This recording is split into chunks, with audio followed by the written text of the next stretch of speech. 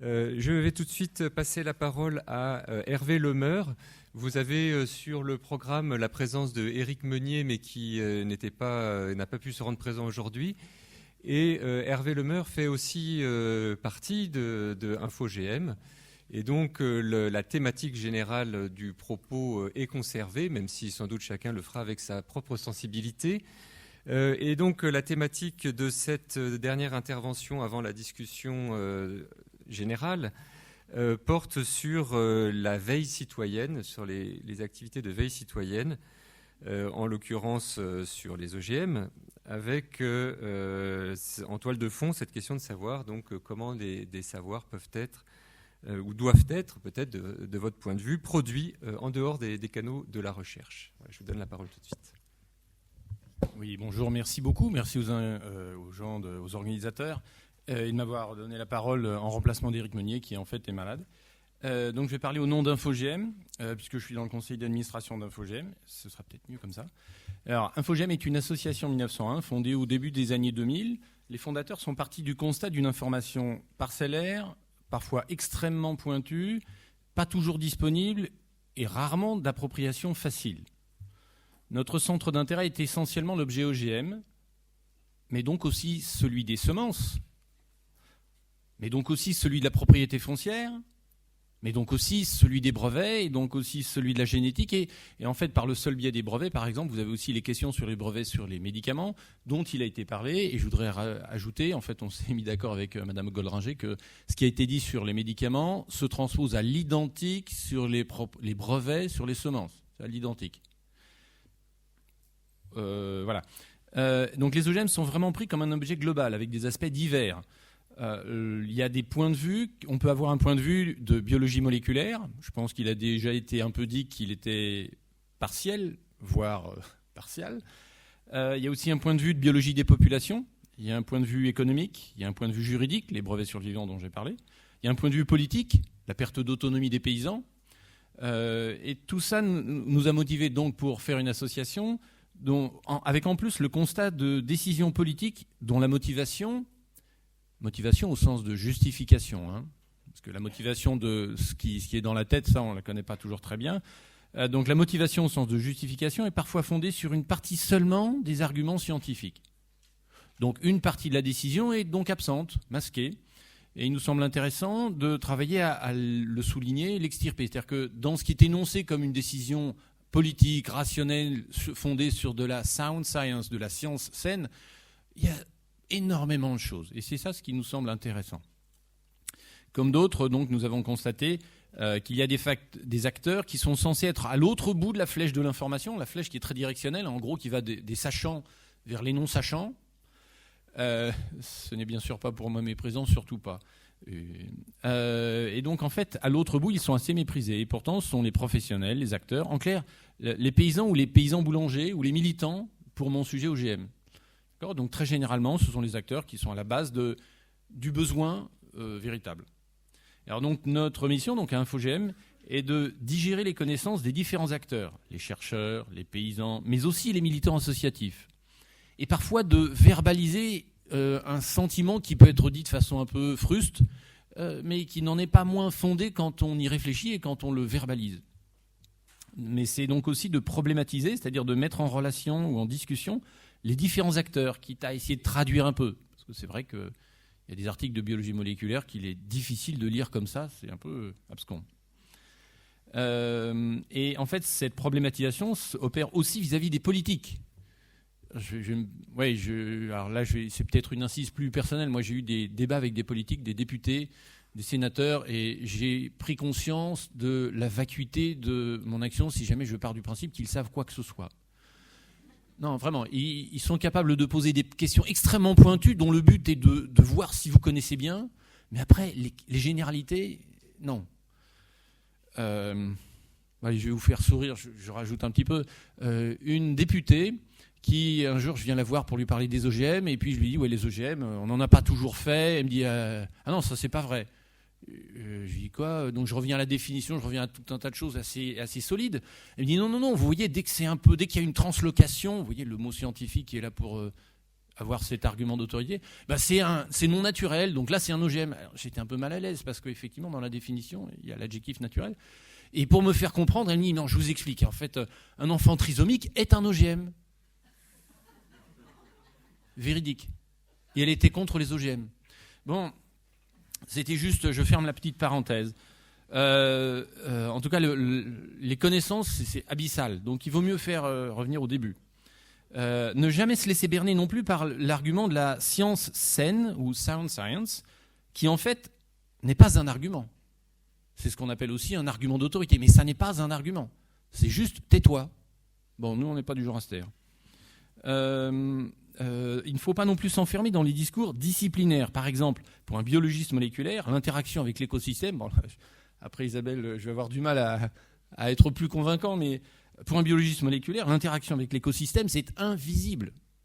Or, je vous rappelle que pour un scientifique, c'est-à-dire c'est la démarche intrinsèque de la science, le monde n'importe que par ce par quoi il m'apparaît, par ce par quoi je peux le mesurer. Donc si c'est hors de mes mesures, c'est pas vraiment que ça n'existe pas, mais c'est que c'est hors de mon discours. Et d'une certaine façon, ça n'existe pas. Au moins pour le biologisme moléculaire. Alors, nous faisons aussi très attention à bien dire que nous ne sommes pas des militants. Nous sommes une association dont le but est véritablement de diffuser une information, de la digérer et de la retransformer et de la mettre en forme et de la structurer aussi. Donc nous ne prétendons pas non plus être neutres, parce que nous pensons qu'il n'y a pas de neutralité, parce que vous savez quand l'INRA dit « nous les OGM on n'est ni pour ni contre », bien au contraire. Ça, je suis désolé, cette neutralité-là, c'est pas la nôtre. Par contre, la vraie neutralité à notre sens, ou le vrai juste fondement d'une position, c'est quand même vraiment une capacité d'argumentation et d'écoute. Je suis presque plus attaché à l'écoute d'ailleurs, mais c'est personnel. Voilà. Ah bah oui, d'ailleurs, j'avais noté l'écoute. Permettez que je vous propose quelques petits exemples d'action. Alors, je voudrais insister sur un point, c'est l'importance des structures administratives. Par exemple, je vais faire un petit complément, ou peut-être, tu vas me dire si jamais je me suis trompé, mais il y a quelque chose qui est important, c'est que les variétés populations, c'est-à-dire un ensemble de plein d'organismes qui n'ont pas tout à fait le même phénotype, la même apparence, ça, dans les catégories administratives, c'était il n'y a pas longtemps encore, inexistant. Il fallait que les variétés soient distinctes, homogènes et stables. C'est-à-dire, je veux ne voir qu'une seule tête. Après, vous comprenez, un paysan qui dit bah oui, mais moi j'en vois plusieurs, je préfère quand il y en a plusieurs. On lui dit t'existes pas parce qu'il n'y a pas la catégorie administrative. Mais il dit oui, mais moi j'existe, quoi. D'où l'importance des mots. C'est vraiment très grand.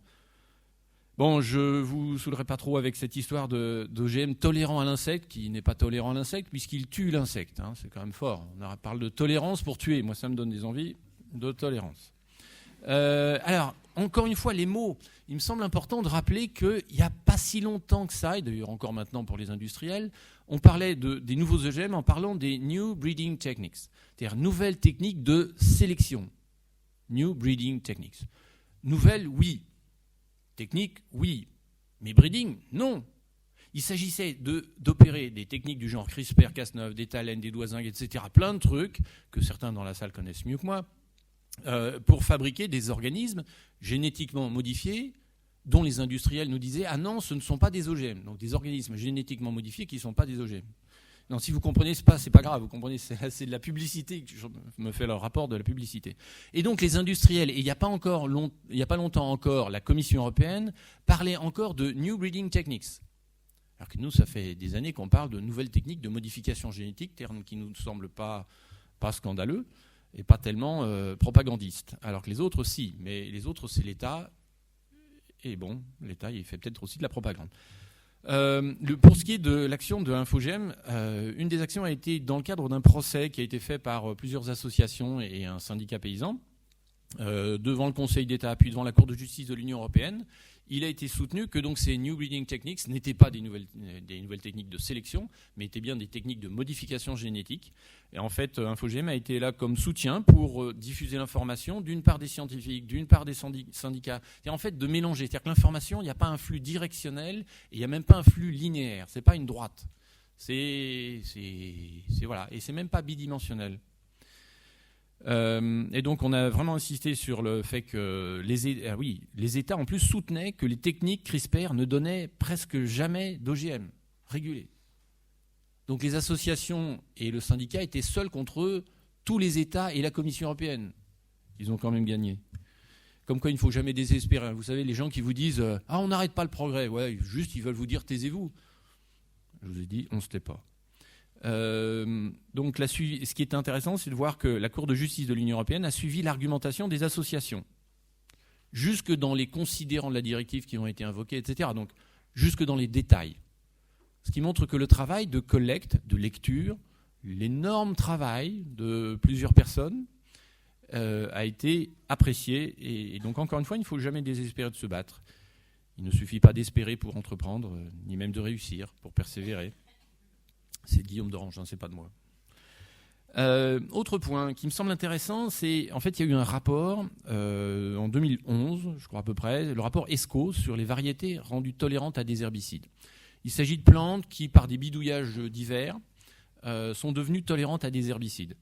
Et la question s'est posée, est-ce qu'il n'y a pas des risques pour l'environnement, au même titre que les OGM qui étaient tolérants par les herbicides, par le biais de transgénèse, qui donc étaient clairement des OGM régulés. Il y a eu un rapport, et il se trouve que je connais bien un scientifique qui y a contribué, et quand je lui ai dit « mais qu'est-ce que tu penses des conclusions qui semblent plutôt dire il faut autoriser ?» La personne m'a dit « mais écoute, moi j'ai fait toute ma partie de rapport, parce que vous voyez, un rapport scientifique, en fait, on le qualifie de scientifique, mais il y a des rapports scientifiques sur des questions assez précises, et après c'est digéré par des administratifs de la recherche qui vont mettre des digests, qui vont lire en faisant là encore un genre de vulgarisation. Et alors que les scientifiques disaient, écoutez, il y a beaucoup de risques, les conditions pour que ce soit faisable sont telles qu'on pense que ce ne serait pas sage. La conclusion, c'est, bon, donc c'est faisable si on fait les conditions en question. Vous voyez, c'est 3 fois rien. D'où l'importance des mots. Et la non-neutralité de l'administration qui n'est pas là que pour être le rapport sur les scientifiques. C'est pour ça que quand on dit la voie scientifique, il faudrait souvent entrer dans les détails. Elle se décline de plein de façons. J'aime aussi parler d'un autre sujet. J'aime beaucoup un article de Marie-Angèle Hermite qui date de 2001, dans lequel elle compare non pas 2, mais 3 choses. C'est toujours plus intelligent de comparer 3 que 2. Elle compare l'expert, le scientifique et le juriste. Elle est professeure de droit. Et en fait, elle explique que l'expert, il doit toujours répondre à une question. C'est-à-dire qu'il y a un politique qui lui a dit, tiens, voilà, il y a une lettre de mission.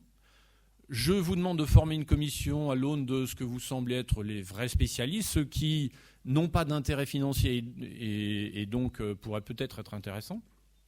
Et il faudra que vous me proposiez une réponse.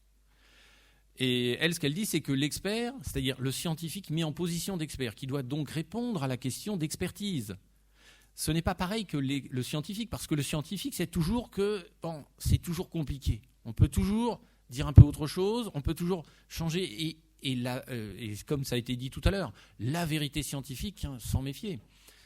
Ce sont en général les grands prêtres qui vont vous la proposer.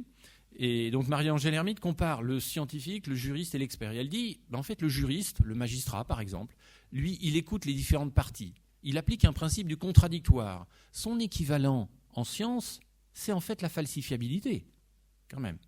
Donc en fait, elle dit, en fait, l'expert, il est moins scientifique que le juriste, lequel est à peu près autant que le scientifique. Je trouve que le point de vue sur la différence à faire entre l'expert et le scientifique, même si c'est la même personne, mais vous comprenez qu'une même personne, quand elle doit répondre à une question et elle doit donner une préconisation, elle n'est pas la même que le scientifique qui est dans son laboratoire et qui fait un article sur le blé tendre, par exemple. Mais je serais très intéressé de savoir si Isabelle partage mon point de vue. Je pense. Un autre truc qui nous ennuie aussi, c'est que parfois, il y a des citoyens qui disent « je ne sais pas ». Et il y a donc 2 possibilités. La première, c'est qu'ils disent « je laisse faire ». Vous savez, c'est la gnotologie, le fait de dire, il va y avoir des marchands de doute qui vont faire que, dans le doute, on s'abstient de réguler. C'est ce qui fait justement le jeu des industriels. Hein. C'est d'ailleurs pour ça qu'ils vendent leurs doutes. Et puis, donc, il y a 2 possibilités face à cette personne qui dit « je ne sais pas ». Elle peut soit dire « je laisse faire », soit dire « je suis contre ». Le problème de ce « je suis contre », c'est que s'il n'y a pas un petit peu d'arguments, ça risque d'être fragile. Au moindre contre-argument, il risque de vaciller. Et du coup, en fait, il fait perdre un petit peu des points à la cause. Et je pense qu'il peut être toujours bien de savoir écouter les arguments et peut-être surtout d'abord en fait les arguments de ses opposants, sachant que là à Infogem on n'a pas d'opposants, nous on est favorable à tout le monde, on est favorable à ce que tout le monde s'exprime. Juste les arguments ne sont pas tous aussi pertinents. Sachant que la question de la pertinence se pose d'abord de façon politique, c'est dans quel monde on veut vivre. Est-ce qu'on a envie de vivre dans un monde dans lequel des plantes sont fabriquées, j'ai bien dit fabriquées, j'ai pas fabriqué des plantes ou des animaux, et il y a un animal auquel je suis particulièrement attaché, est-ce qu'on a envie de vivre dans un tel monde ? Ça, c'est une question politique. Bon. Voilà, donc il nous semble important d'avoir cette argumentation et de comprendre aussi la difficulté de l'argumentation, l'articulation de l'argumentation. Et en fait, c'est un peu ça notre conviction, c'est qu'un citoyen informé et questionnant, il est toujours préférable à un citoyen qui abandonne son droit à l'expression. C'est en fait notre engagement pour la politique, mais il est associé à aucun parti ou à tous si vous voulez, je ne sais pas. En tout cas, la parole citoyenne nous semble à libérer, et la parole de tous les citoyens, y compris les industriels, chacun à sa place.